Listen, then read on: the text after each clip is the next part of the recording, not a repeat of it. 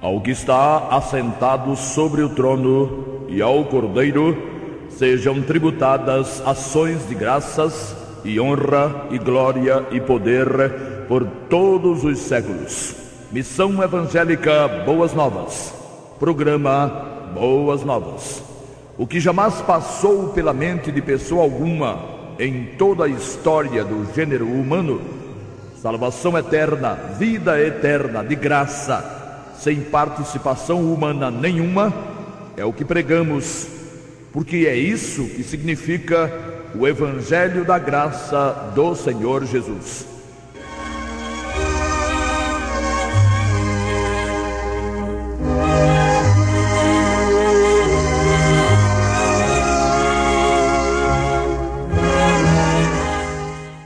E disse Jesus. Este foi o título de uma matéria veiculada pela revista Veja, de 25 de dezembro de 2002. A capa da revista trouxe uma dessas figuras pintadas na Idade Média, retratando o que pareceu ao artista tenha sido o Senhor Jesus, e mais a chamada para a matéria com a manchete: o que ele tem a dizer a você hoje. É aquela mesma e velha história, pois a despeito de ser uma matéria, aliás, bastante longa, sobre a figura do Senhor Jesus, não foi e não é a favor do Evangelho da Graça. Nada ali disse ou diz o que o Senhor realmente veio fazer entre os homens e pelos homens. É simplesmente mais uma jogada do inimigo. Com a sagacidade que lhe é peculiar, ele, mais uma vez, usando lá seus instrumentos, falou mal do Senhor, enquanto rasgava ou rasgou elogios. Certamente isso passou despercebido da maioria dos religiosos, dos torcedores de Cristo, dos fanáticos e até de muitos sinceros remidos, pois que qual seria o problema? A matéria não foi sobre Jesus Cristo? Parece a muitos que, em se falando de Jesus, dos seus grandes feitos, das maravilhas por ele operadas, estar-se-ia falando bem dele. No final das contas, falar mal seria dizer ter sido ele um charlatão, um sedicioso ou um criador de casos. Mas enaltecer seus feitos e suas virtudes jamais poderia ou deveria ser visto assim, ser visto como uma coisa má. Só que o inimigo não começou ontem, e como diz o ditado popular, formiga sabe que roça come. Nada melhor no mundo cristão para o inimigo, para suas pretensões, que rasgar elogios em cima da pessoa do Salvador, desde que tais elogios escondam o motivo maior de ter ele descido da glória, onde, como Deus, ao lado do Pai, recebia louvores e adoração das miríades celestiais. Os grandes pensadores de todos os tempos nunca negaram ao Senhor Jesus a honra de pertencer ao grupo dos grandes vultos e dos grandes sábios da história. Eles nunca fizeram questão de dividir com ele, com Jesus, a honra dos grandes enunciados no campo das ideias. Dizer que Jesus disse e dizer que o que ele disse tem peso e substância parece de grande monta, mas na realidade, repetimos, é dizer o que o inimigo quer que se diga dele, de Jesus. Quem conhece o mecanismo do plano salvador, obra da sabedoria do Todo-Poderoso, sabe que, se Jesus tivesse continuado vivendo no corpo carnal e ensinando da forma como ensinava e ensinou, mesmo passados esses quase 2000 anos, não haveria ou não existiria um só remido, quer dizer, remido não haveria um só salvo através dos ensinamentos dele. Na revista citada, a página 122, está escrito, abre aspas, A pedido de Veja, o padre Paulo Basaglia, estudioso do assunto, selecionou da Bíblia de Jerusalém 35 frases de Jesus que expressam a base da doutrina cristã. Fecha aspas. Esse é um dos grandes dramas do chamado cristianismo. O cristianismo, entende que os ensinamentos do Senhor, suas afirmações profundamente sábias e seu modelo de vida é que constituem a base da doutrina cristã. O raciocínio é o seguinte: foi Jesus quem disse, então fundamentem-se todos no que ele disse, no que disse o mestre dos mestres. O problema é que o mundo vê o Senhor Jesus como vê Sócrates, Platão ou qualquer outro dos grandes vultos da filosofia. Platão vale pelo que disse, pelo que afirmou, Sócrates também. As bibliotecas estão repletas de obras fantásticas, com tiradas filosóficas admiráveis, produzidas por pensadores de todos os séculos. Mas o que teria ficado, ou melhor, o que foi que ficou de cada um deles, além de seus escritos? Que fez Platão, senão só brindar-nos com sua genialidade? Que fizeram todos os outros nomes, ou todos os outros cujos nomes são citados nas rodas acadêmicas? Nasceram, viveram, aprenderam, ensinaram e morreram. É verdade que muitos dos conhecimentos que hoje são utilizados na ciência e em vários ramos do saber foram garimpados e encontrados por esses pensadores. Não se lhes tira essa honra. Para viver aqui a vida aqui de baixo, para viver a vida daqui de baixo, conceitos usamos e descobertas também, e em grande número, desses gigantes do saber. Cada geração doou à sua sucessora o que conseguiu descobrir ou aperfeiçoar, e a humanidade tem o que hoje tem em termos tecnológicos, porque gerações anteriores fizeram descobertas fantásticas. Tudo bem, para a vida daqui de baixo, as grandes mentes do passado deixaram uma herança profundamente valiosa. Porém, e para a vida da lei, ou para a vida além da vida daqui de baixo, para a eternidade, o que vale, valeria ou valerá, seja o que for que alguém tenha descoberto, inventado ou idealizado. Pois a jogada do inimigo é colocar o Senhor Jesus como o maior representante dessa elite da intelectualidade, do saber e da filosofia, porque assim ele seria tido, e infelizmente é o que acontece na maioria dos casos, como alguém extremamente importante para a vida do dia a dia, para a solução dos problemas da vida comum e até para a vida psíquica, emocional ou para questões da alma. Note-se que o Senhor Jesus, de fato, no chamado mundo cristão, tem sido admitido como o maior nome, o mais importante nome, o mais extraordinário nome, chegando ao extremo de, como foi afirmado na revista Veja, imaginar-se esteja a doutrina cristã baseada, fundamentada, estribada naquilo que ele fez e ensinou antes da cruz. Voltamos a insistir, esse é o grande, é o enorme drama do cristianismo, da maioria dos religiosos. O Jesus que cura, o Jesus que dá prosperidade, o Jesus resolvedor de problemas conjugais, esses tipos estão na moda. Mas a doutrina cristã não poderia estar fundamentada nos ensinos do Senhor Jesus. Dessa forma, ou se assim fosse, o evangelho da graça não seria evangelho e nem haveria nele graça. Deus teria dado à humanidade uma nova lei. Tudo o que Jesus ensinou apelou e apela para o homem. Faça, não faça, etc. Os ensinos de Jesus nada mais são que uma proclamação para que a criatura humana se comporte como o requer a lei de Deus. Mas isso a lei já fazia.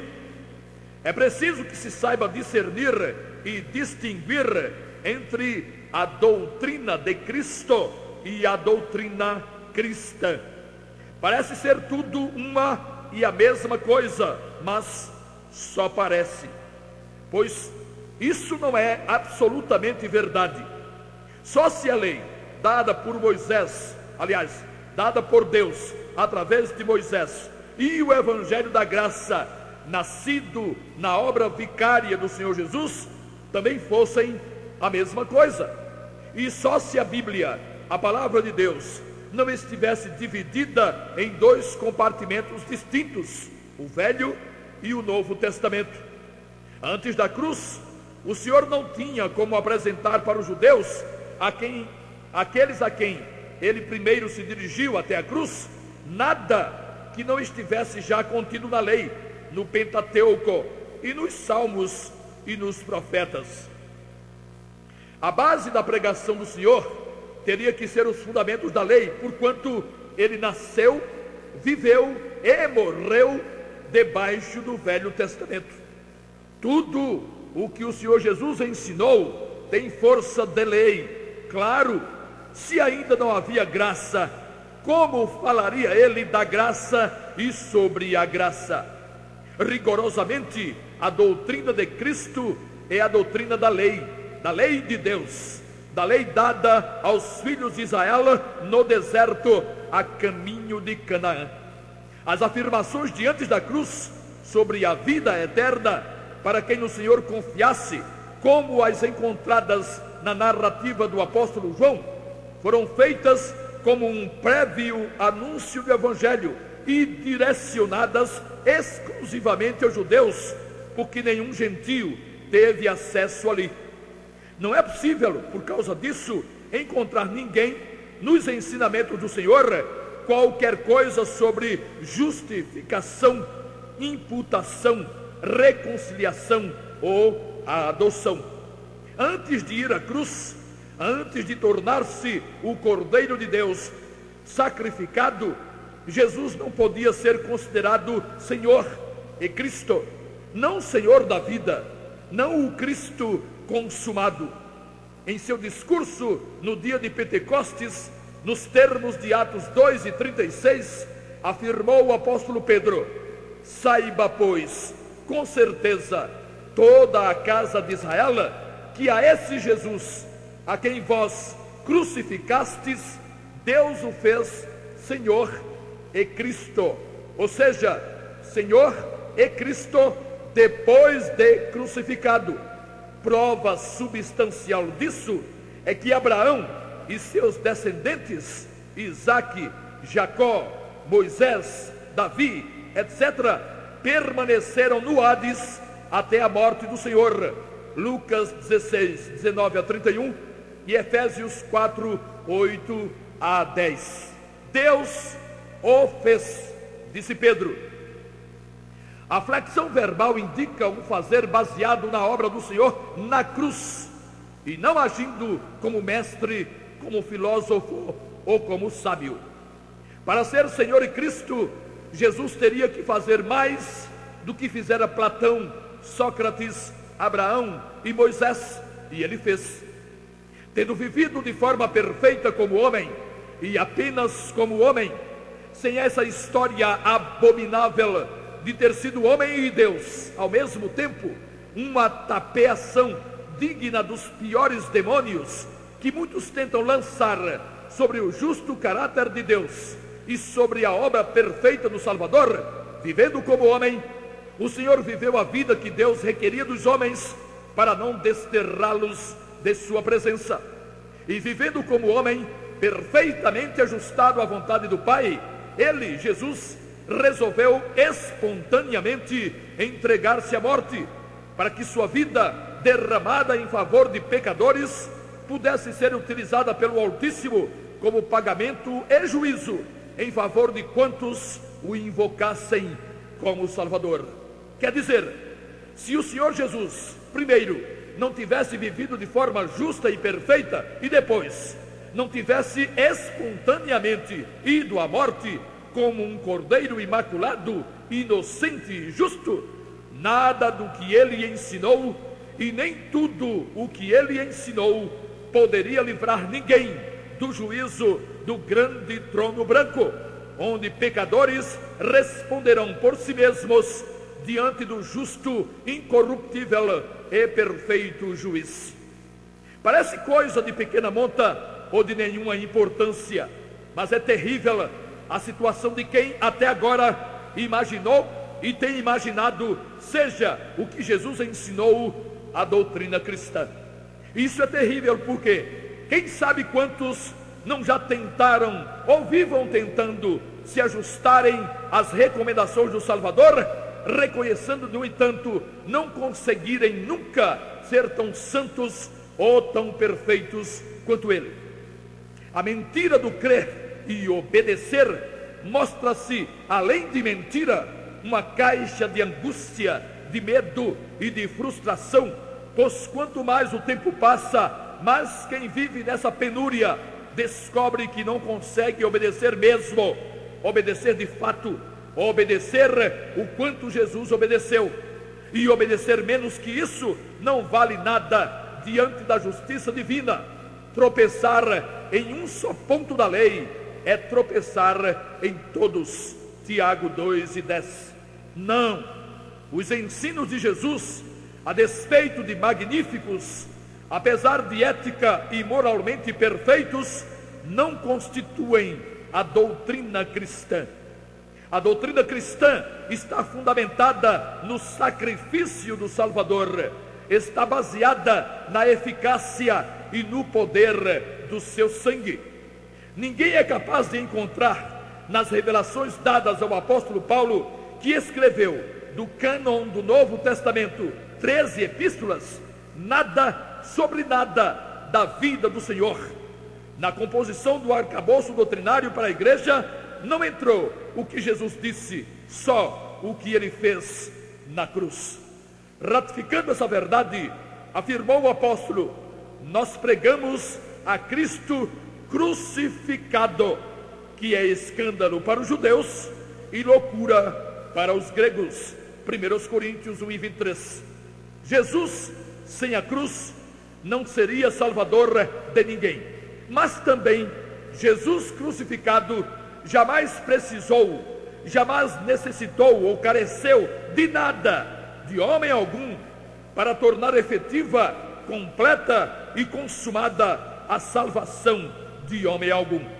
Falham lá, falham cá, falham os que dizem constituírem os ensinos do Senhor, a doutrina cristã, e que seguir os ensinos dele seria já estar de acordo com a vontade de Deus, e falham os que não admitem seja seu sangue suficientemente poderoso para anular perfeitamente a culpa do pecado, como ensinam os que ensinam ser a salvação um jogo de perde e ganha, uma verdadeira gangorra, um constante sobe e desce, um tal de salvo e perdido, salvo e perdido, salvo e perdido.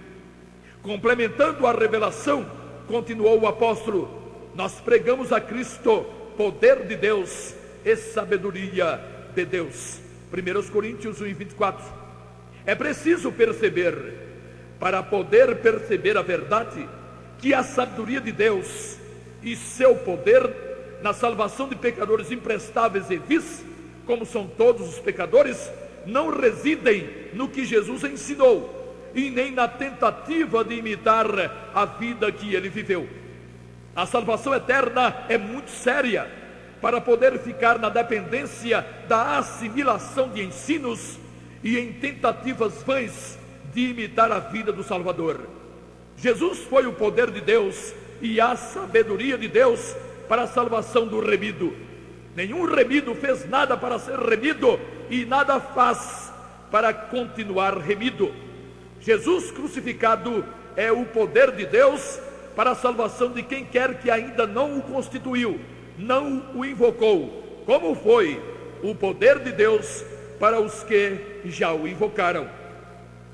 Quanta gente já não passou por esse mundo e se enrolou com a ideia de que, seguindo os ensinamentos de Jesus, estaria ou ficaria em paz com Deus, e morreu nessas tristes condições. Se Jesus crucificado não fosse o poder de Deus para a salvação de pecadores perdidos, completamente perdidos, seria o poder de Deus para quê ou para o quê?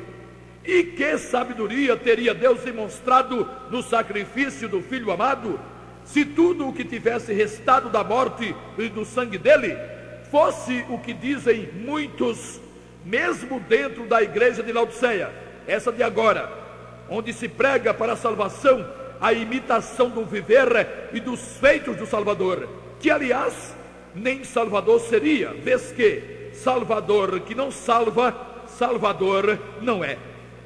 Para mostrar o que a lei já mostrava e já mostrara, não teria havido nenhuma necessidade de mais sabedoria de parte de Deus.